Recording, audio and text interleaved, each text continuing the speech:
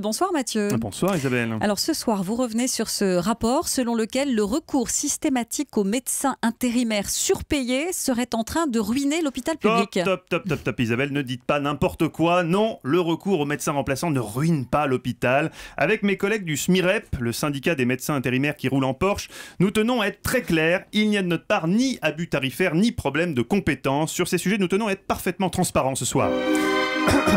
Sur le plan des tarifs, tout d'abord, on nous dit qu'ils sont excessifs, qu'ils vont jusqu'à 6 fois le salaire normal d'un médecin titulaire, jusqu'à 3 000 € les 24 heures de garde. D'accord, sauf que le médecin titulaire, il est habitué à travailler au CHU de Nancy. Il vit en Meurthe-et-Moselle. La grisaille, l'humidité, la quiche lorraine, il s'y est habitué. C'est un choix. Alors que l'intérimaire qu'on bip en urgence alors qu'il est dans son pantalon en tweed écossais devant le 17e trou du golf club de Fontainebleau a un coup du birdie, Nancy pour lui, mais c'est l'Europe de l'Est, c'est Sarajevo en 92. Sachant qu'au 15 du mois, il a déjà gagné 3 fois le salaire mensuel de Roselyne Bachelot sur des 8, je peux vous dire qu'il faut qu'il aime son métier, le médecin intérimaire, pour accepter d'y aller au CHU de Nancy. Il n'y a pas bon. Comme vous dites Isabelle, il n'y a pas bon. Deuxième point sur lequel le SMIREP tient à réagir ce soir, le rapport dénonce des risques graves pour la qualité des soins. Alors là, tous les médecins affiliés au SMIREP sont des professionnels de la santé qui sont allés au moins jusqu'à la 2e année de médecine, parfois même jusqu'à la 3e, et tous ont bénéficié d'une formation pratique accélérée aux soins de la personne sur le célèbre simulateur Dr Maboul. T'as touché les barres, perdu. Docteur Maboul, on s'amuse comme des malades.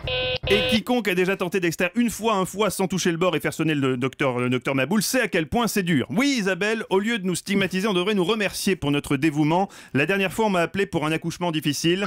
Un de ces cas, vous savez, où on demande au père qui voulez-vous sauver, la femme ou l'enfant. Ils m'ont dit 1005, j'ai dit 3000. Ils ont dit 1007, j'ai dit 2005. On a coupé la poire en deux à 1009.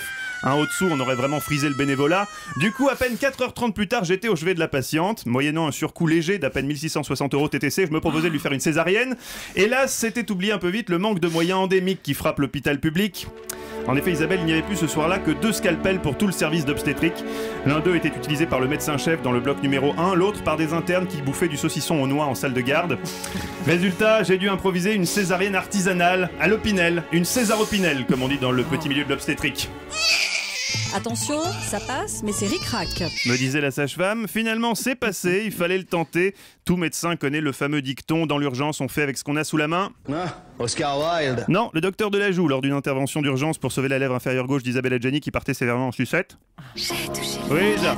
Parle pas, ça va te faire péter les fils. Bref, la santé n'a pas de prix. Arrêtons de taper sur les médecins intérimaires parce qu'on veut bien dépanner à Pétaouchnok un soir de Noël, mais certainement pas en Dacia Sandero.